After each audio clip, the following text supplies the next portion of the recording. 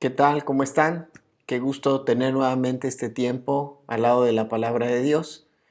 Es para mí una bendición poder compartir la palabra de Dios con esta hermosa familia en Cristo que nos ha permitido ir formando y queremos iniciar este tiempo hablando con Dios. Así que te invito que donde estés, cierres tus ojos, inclines tu cabeza, vamos a orar.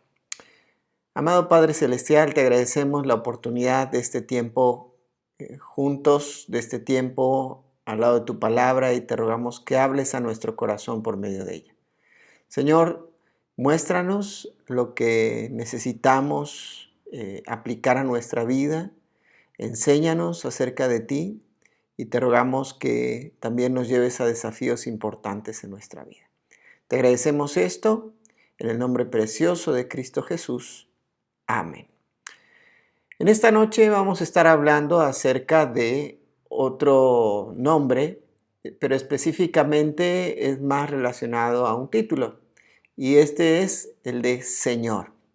Así que me gustaría compartir contigo que este título es una traducción al español de varias palabras en hebreo y en griego. Se le dan tres aplicaciones principales que estaremos explicando un poquito más adelante. En primer lugar, la aplicación se le da hacia Dios y lo que Él es. En segundo lugar, a los seres humanos. Y en tercer lugar, al Señor Jesús. Cuando nosotros estudiamos los nombres de Dios, explicamos que este más bien es un título más que un nombre. Entonces vamos en primer lugar a ver lo que significa Señor cuando es aplicado a Dios Padre, ¿sí? En relación a Dios, recordamos que en el hebreo se utiliza el tetragramatón YHVH, que suena Yahvé. Este nombre, digámoslo así, significa, este sí es un nombre y significa el que existe en sí mismo o el que autoexiste o el que existe en sí mismo. Ahora, al considerarse sagrado este nombre no se pronunciaba, así que con el tiempo fue reemplazado por el nombre de Adonai. Y después sustituyeron las vocales de Yahvé por las vocales de Adonai y se dio como resultado la palabra Jehová. Este nombre reafirma el señorío de Dios sobre su pueblo. Constantemente, entonces, en el Antiguo Testamento se le llamaba Adonai o Jehová, haciendo referencia principalmente a Señor. Ahora, tenía un contexto interesante porque vamos a ver un poquito más adelante cuál es la raíz de la palabra Adonai, que estaba relacionado principalmente a aquel que era un dueño de esclavos, aquel que era una persona que era el dueño de una propiedad. Y bueno, pues finalmente cuando pensamos en la persona de Dios como Padre, pensamos en el Creador, en el dueño de todo lo que existe y también en aquel que ha pagado por nosotros para comprarnos y sacarnos de la esclavitud. En el Antiguo Testamento se utilizaban estos nombres, pero también en el Nuevo Testamento, sobre todo en los Evangelios, se utiliza mucho también la palabra Señor para referirse a Dios el Creador, a Dios Padre, como por ejemplo en algunos textos se hacía referencia cuando trajeron al niño al templo y estos dos personajes que estaban esperando ver al Señor o al bebé o al Mesías, exclamaron a Dios que Señor, hemos visto tu gloria, ¿no? Y también en otros pasajes se hace referencia a que vieron al ángel del Señor y pues haciendo referencia a Dios como Padre. Muchas veces vemos personajes que hacen referencia a Dios como Señor. Pero vamos ahora a pasar a la siguiente aplicación que encontramos en la Escritura en relación a esta palabra Señor. Encontramos en relación con los seres humanos también, o aplicado a los seres humanos, Y la palabra hebrea que se utiliza en el Antiguo Testamento es la palabra Adón, de donde dijimos que después surge la palabra Adonai. Esta se utiliza más de 300 veces en el Antiguo Testamento para referirse, en primer lugar, a amos humanos o como término respetuoso hacia alguien de igual rango y condición. Adón también se empleaba para dueños de esclavos como señor o amo, o para los reyes como amos de sus súbditos, y para con un esposo como señor de su esposa. En el Nuevo Testamento, el término que se utiliza o la palabra griega que se utiliza para Señor en relación a los seres humanos es la palabra kurios, que se usaba para designar a alguien que ejerce una autoridad sobre otra persona. También como una expresión de respeto. Otro uso que era como un título de honorabilidad que se le daba, otro uso que se le daba era como un título de honorabilidad y expresa el respeto y la reverencia. Así saludaban también los siervos a sus amos. Otro uso era de parte de un hijo hacia su padre. Y por último, cuando cualquier persona deseaba honrar a un hombre distinguido, le llamaba también Señor. Entonces este término de Señor entre Dios o aplicado a Dios y aplicado a los seres humanos, pues era algo muy común en esos tiempos, era algo que constantemente se utilizaba. Ahora vamos a ir a lo que tiene relación o la relación de la aplicación del nombre Señor con la persona de Jesucristo.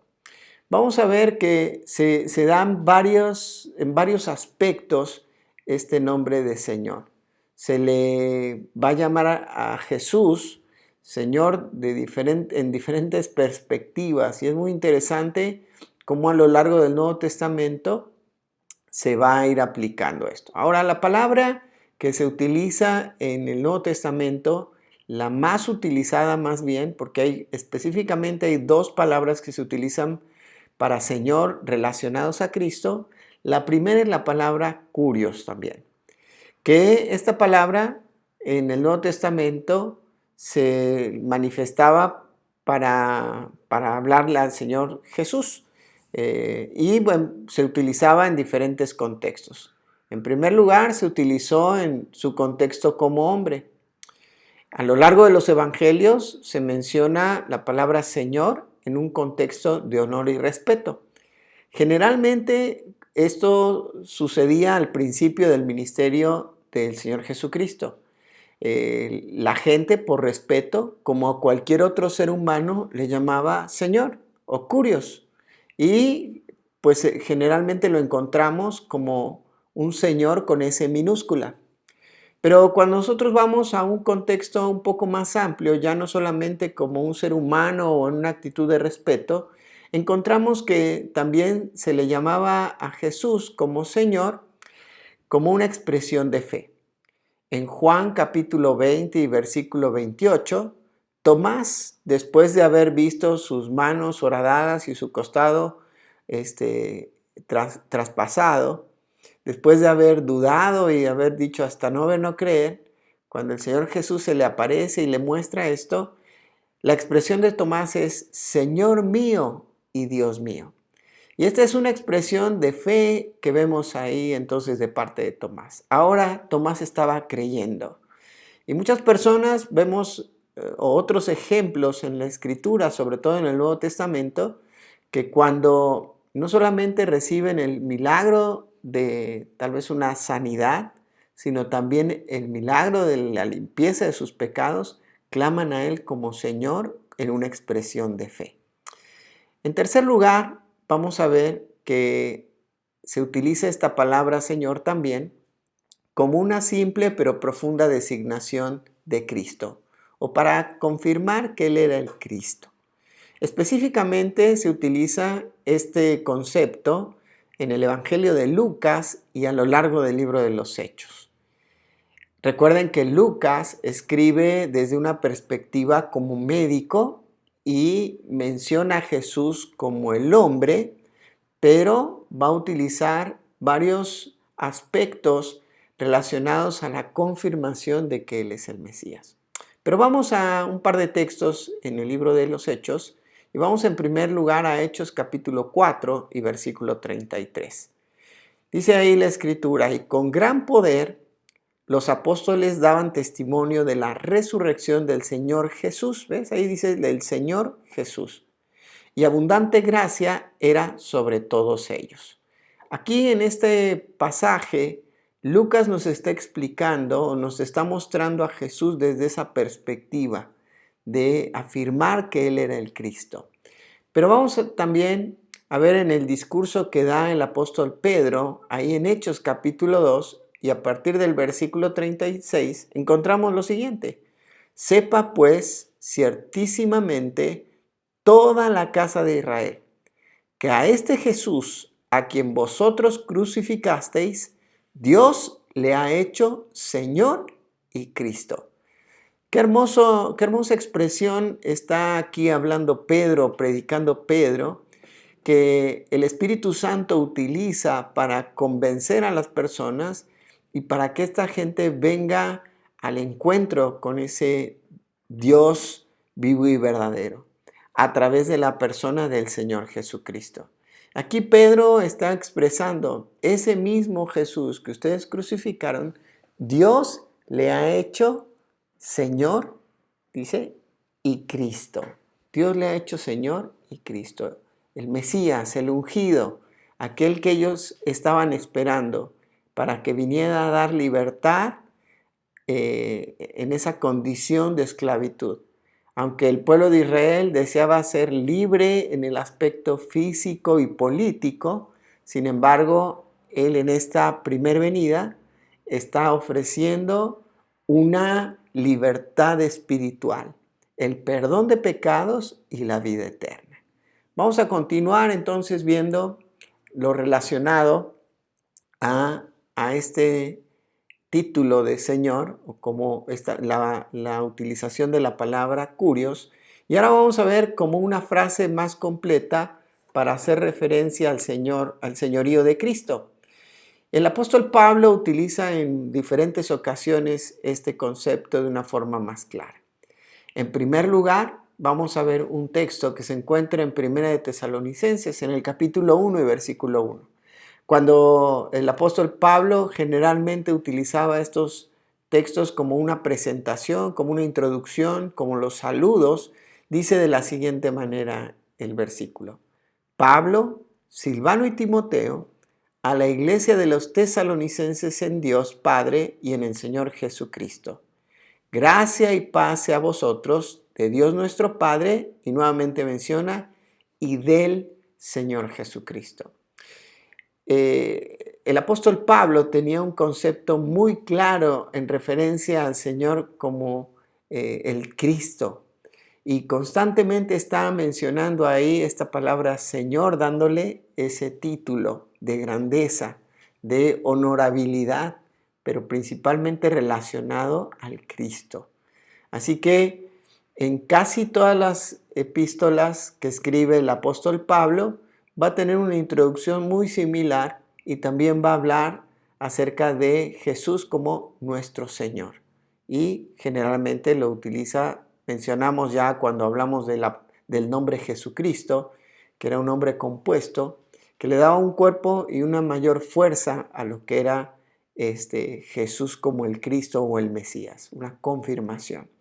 Vamos a otro texto para poder entender entonces que este nombre o este título de Señor o la palabra curios como un contraste con los numerosos dioses y señores paganos y mostrando que para los creyentes solo hay un Señor.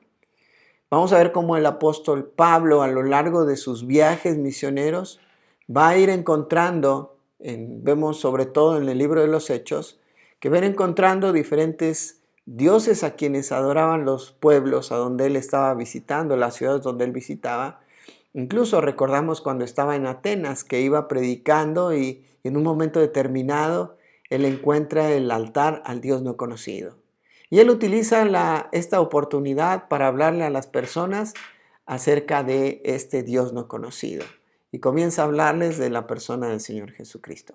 Así que en ese contraste, en que la gente tenía muchos dioses, muchos señores, señores con S minúscula, ¿verdad?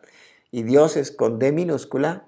Entonces Pablo a la gente en Corinto les explica lo siguiente. Vamos a 1 Corintios en el capítulo 8, versículos 5 y 6. Dice de la siguiente manera: pues aunque haya algunos que se llamen dioses, sea en el cielo o en la tierra, como hay muchos dioses y muchos señores, para nosotros, sin embargo, solo hay un Dios, el Padre, del cual proceden todas las cosas, y nosotros somos para Él.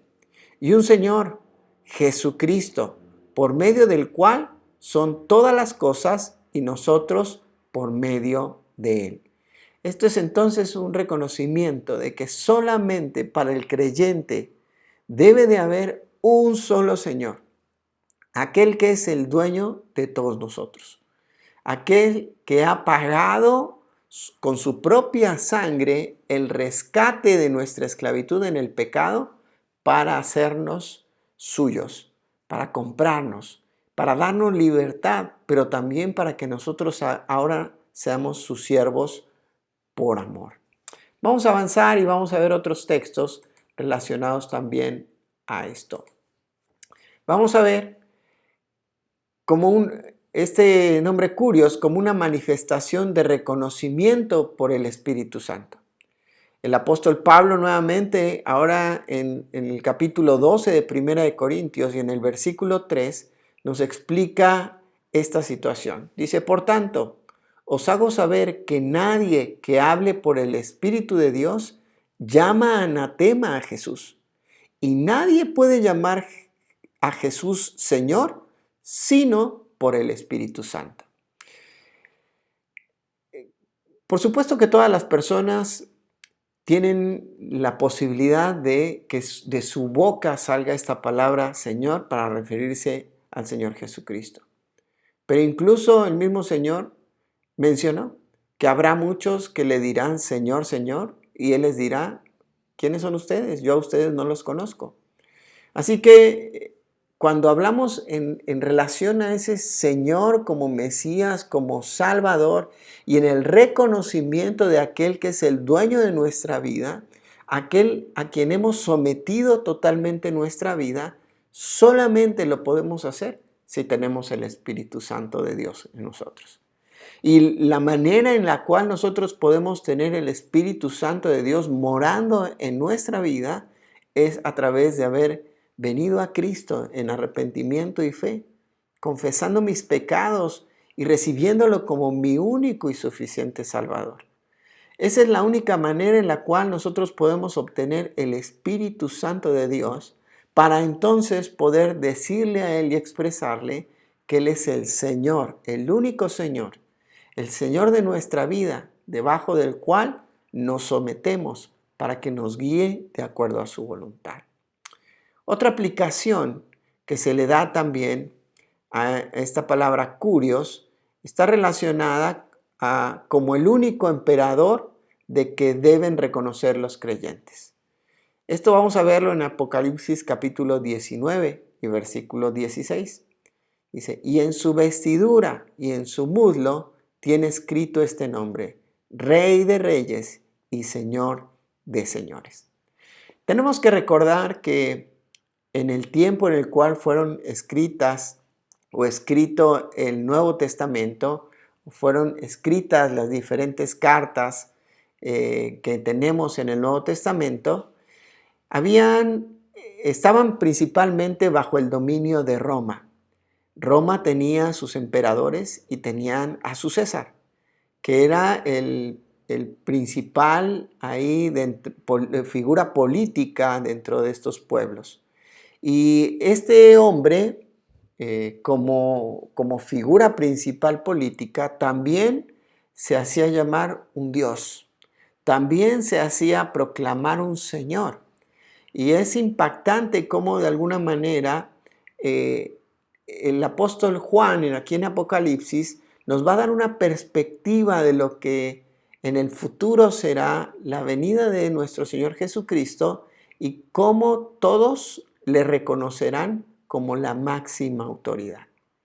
Vamos ahora a ver qué importante es que nosotros podamos también reconocer que Jesús es la máxima autoridad también sobre nuestra vida.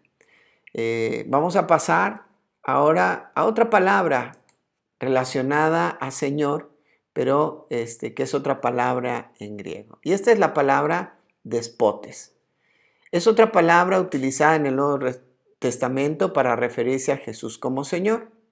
Ahora, principalmente tiene una aplicación y es un énfasis muy fuerte en lo que es la soberanía de Jesús como Señor. Hay dos textos principales que mencionan acerca de esta palabra despotes. La primera la encontramos en 2 de Pedro, en el capítulo 2 y versículo 1. El apóstol Pedro nos dice lo siguiente: pero hubo también falsos profetas entre el pueblo, como habrá entre vosotros falsos maestros, que introducirán encubiertamente herejías destructoras y aún negarán al Señor. Y aquí está haciendo referencia al Señor soberano, a Jesucristo. Dice que los rescató, atrayendo sobre sí mismos destrucción repentina. Así que vemos aquí de una forma muy clara cómo el apóstol Pedro dice que en el Antiguo Testamento hubo falsos profetas que vinieron y engañaron al pueblo. Y ahora este pueblo que estaba en medio de persecución, a quien Pedro le está escribiendo esta carta, también les dice que no solamente ellos van a batallar con aquellas personas que están persiguiéndolos y tal vez buscando la muerte de ellos, sino que también ellos tendrán que luchar con aquellas personas que son falsos maestros, que tratarán de introducir diferentes doctrinas y que van a negar al Señor, ¿verdad? Al Señor soberano que los rescató. Vamos ahora a una carta que está relacionada de una forma muy clara a todo lo que es la apostasía. Y esta es la carta de Judas. Contiene solamente un capítulo, así que iremos directamente al versículo 4. Judas expresa lo siguiente: porque algunos hombres han entrado encubiertamente, los que desde antes habían sido destinados para esta condenación, hombres impíos que convierten en libertinaje la gracia de nuestro Dios y niegan a Dios, el único soberano, y a nuestro Señor Jesucristo. Qué tremendo esta declaración que nos deja Judas en este texto.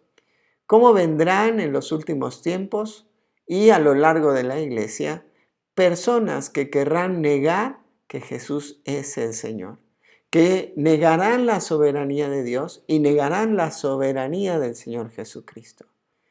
Así que estas son las dos principales palabras que se utilizan en el Nuevo Testamento para hacer referencia a Jesús como el Señor. Y llegando ya al final de nuestra clase, mi pregunta es entonces: ¿Jesús representa para ti el Señor de tu vida? ¿O serás simplemente como aquellos que le dirán Señor, Señor, y el Señor al final de cuentas les dirá yo no te conozco? ¿O realmente tú has entendido en todo el sentido de la palabra porque has recibido a Cristo como tu Salvador personal y ya le has hecho el Señor de tu vida? ¿Ya le has permitido que Él sea el que tome el control total de tu corazón? Si no es así, ¿qué estás esperando? Tal vez todavía no has recibido a Cristo como tu Salvador personal. Yo te invito hoy que vengas a Cristo y le reconozcas como el único que puede perdonar tu pecado, porque el pecado es lo que te separa de Dios y Jesucristo es el único medio para llegar al Padre, para tener perdón de pecados y para tener vida eterna. ¿Por qué no vienes a Él diciéndole, Señor, reconozco que he pecado y estoy arrepentido de la forma de vida que he llevado? Estoy arrepentido de haber vivido por tanto tiempo una vida religiosa o una vida sin control, una vida totalmente volcada al pecado. Pero hoy vengo a ti entendiendo que tú eres el camino, la verdad y la vida. Y hoy, Jesús, yo te quiero recibir como mi único y suficiente Salvador. Pero también hoy quiero reconocerte como el Señor de mi vida. Si tú ya le has pedido a Cristo que sea tu Salvador, es necesario entonces que también le hagas el Señor de tu vida, para que entonces Él tome el dominio y el control no solamente de tu intelecto, tus pensamientos, de tus emociones, sino también el control de tu voluntad. Entonces, terminamos esta sección o esta parte de la clase. ¿Jesús realmente para ti es el Señor de tu vida? Si no es así, te invito a que hoy también le pidas a Jesús que Él sea el Señor, que Él tenga el control total de tu vida. Recuerda, Él ya pagó por ti con su sangre preciosa para rescatarte. Ahora Él es tu dueño, pero también ahora tú debes de servirle a Él por amor. Acuérdate que antes servíamos al pecado, pero ahora somos llamados a ser siervos de justicia.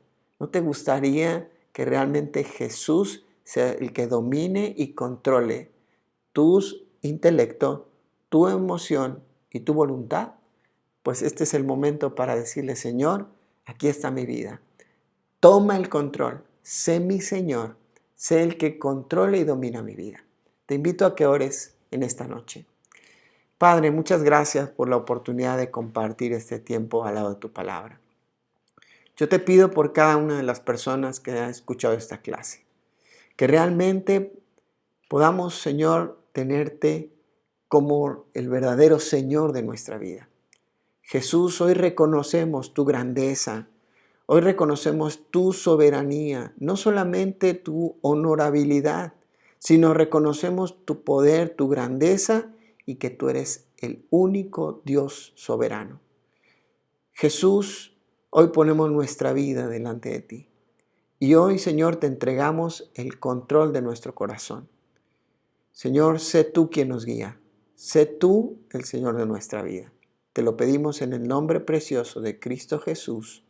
Amén. Muchas gracias, Dios te bendiga y nos vemos pronto.